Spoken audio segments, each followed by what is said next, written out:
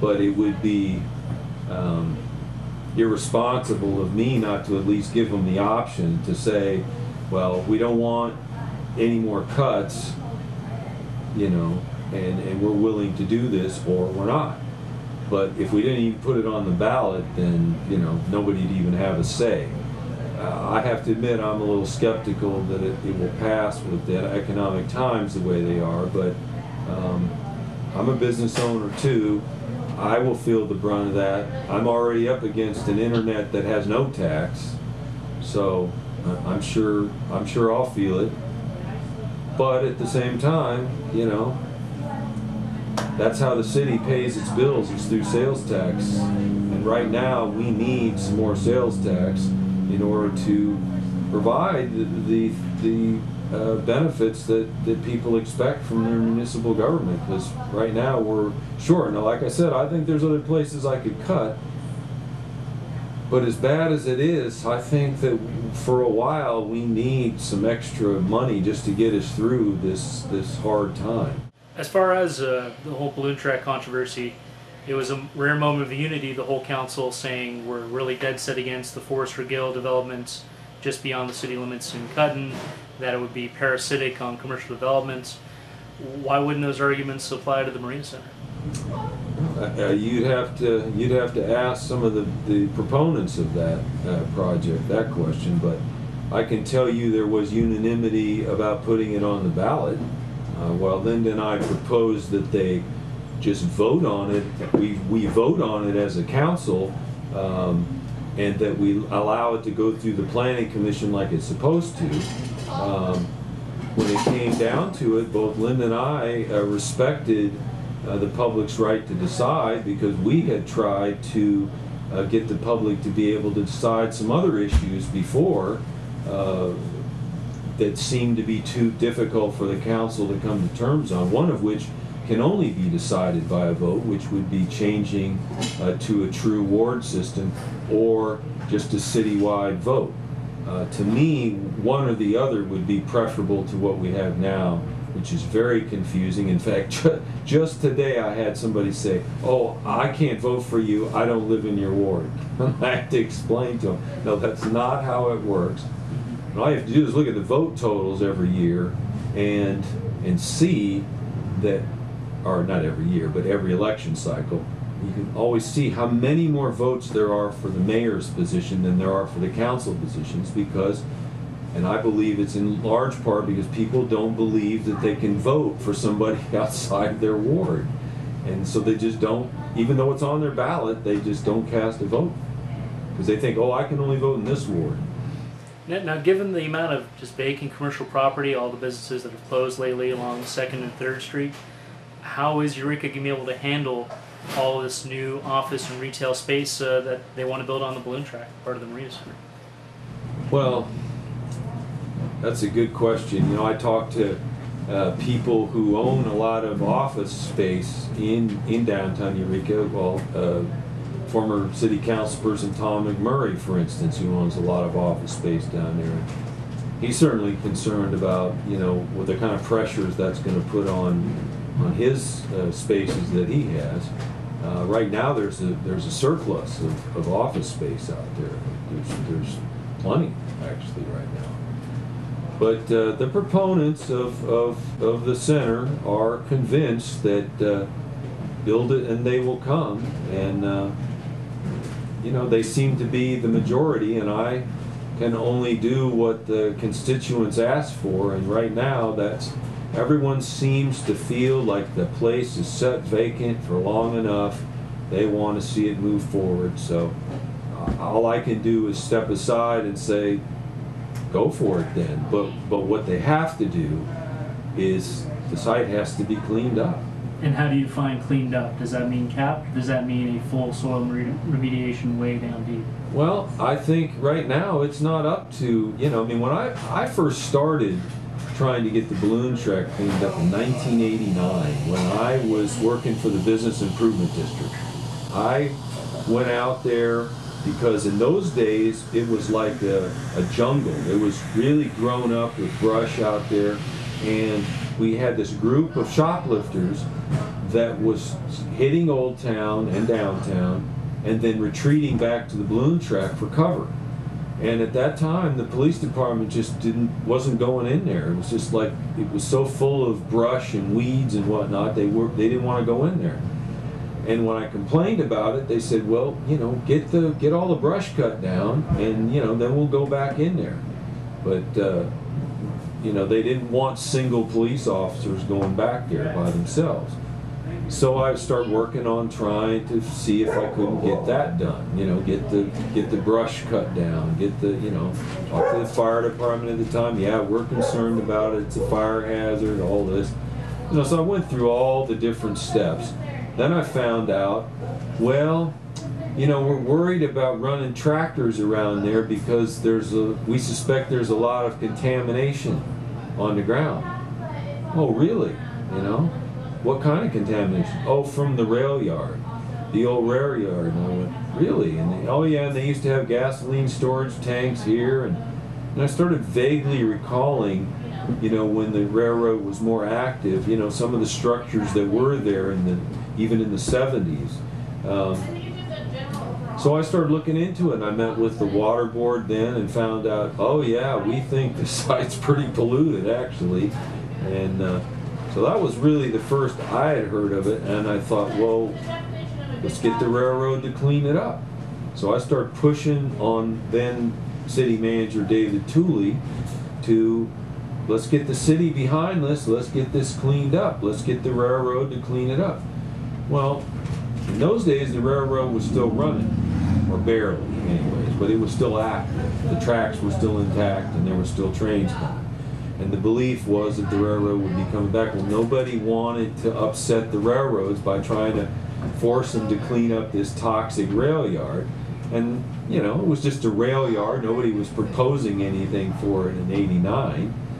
But I really pushed hard for it, and I thought then was the time. At that time, I believe it was Southern Pacific Land Company still owned it. And tried to get them to clean it up, but basically they weren't interested. You know, no, we're not interested in doing that. And the water board's reaction was, well, unless we hear something definitive from the city of Eureka, you know, we're not going to really press cleanup. It's not a priority to us. If a development gets proposed there, then we'll propose some sort of remedial action of some type for the property.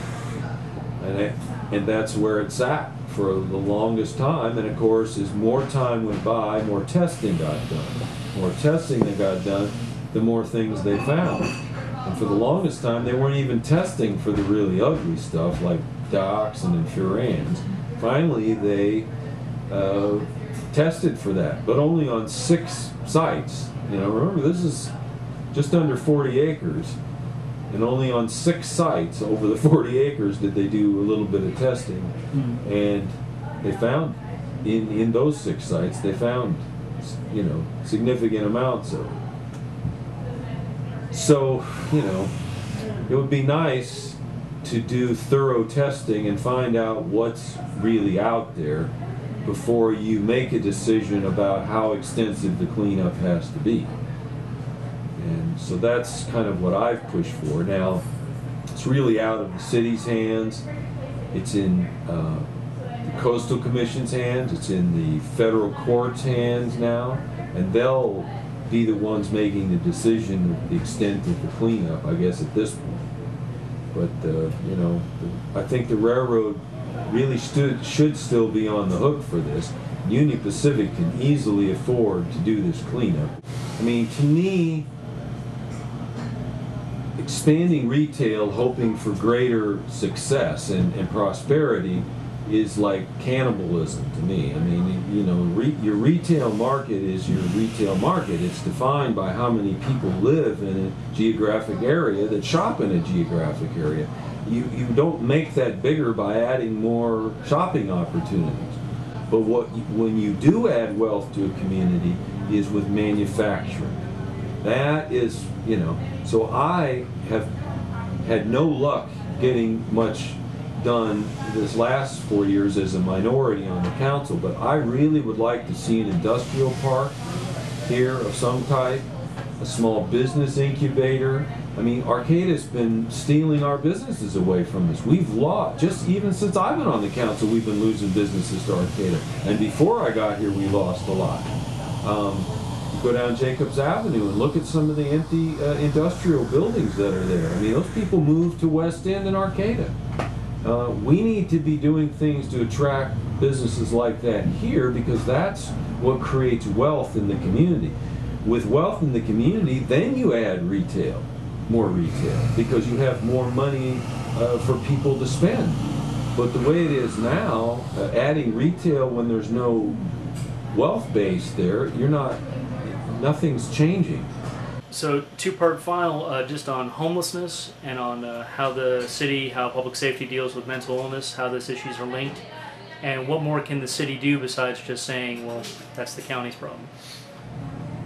Well, I mean, it really is the county's problem because they're in charge of health and human services, but we have to deal with the results here. And I personally have felt that there needs to be some sort of a place that we designate for people to camp in this town, wherever that is.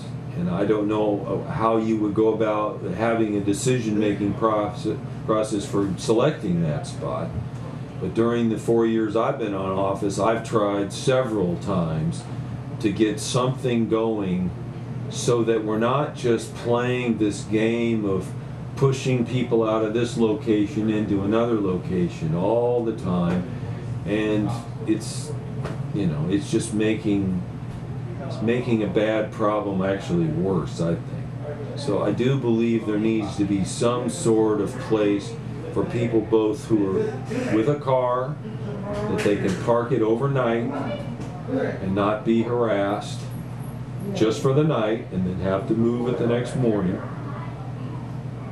And of course my preference would be local, so that you're not having it be an attractant, so that transients aren't taking advantage of the situation. Well, one extra question, medical dispensary ordinance, that's going to be coming into effect. Pot clubs are going to be opening in Eureka, basically. Some say Eureka's ordinance is actually a little bit more liberal than Arcata's was. What do you think the long-term... I would agree with that. Well, it allows more dispensary locations, certainly. Yeah, but that's a far cry from being more liberal. I think it's very tight. I think it's very regulated. Proof will be in the pudding, but I didn't draft it. It didn't go the way I wanted it to go. I had a different concept, but I'm comfortable with the way this. I think it's got a lot of provisions in there that will protect the community from this getting out of hand. They've put a cap on the amount of dispensaries, but yet they've made the process for who gets one open enough that I feel that it won't be a corrupt one. The important thing for me was the testing. I did not want to see the city okaying medical marijuana dispensaries in the city and then not having a testing component with it to be able to verify that that people were actually buying quality medicine, as opposed, it would be like if you could buy aspirin on the street corner instead of from a pharmacy or something. Who knows what you'd be getting. And I think it's the same thing with that. So I think that, that's going to be important, that we make sure that it's safe and it is what it purports to be, and that the people that we have doing it are regulated and inspected, which this ordinance provides for. And we're not going to tolerate any funny business with this. This is medical marijuana. This is for people's health, and it's not. If it starts getting abused, then I think the city will move and shut them down. Anything else you'd like to add? I think we covered a lot. All right. Thanks a lot for coming in, Mr. Glass. Hey, thanks for giving me the opportunity.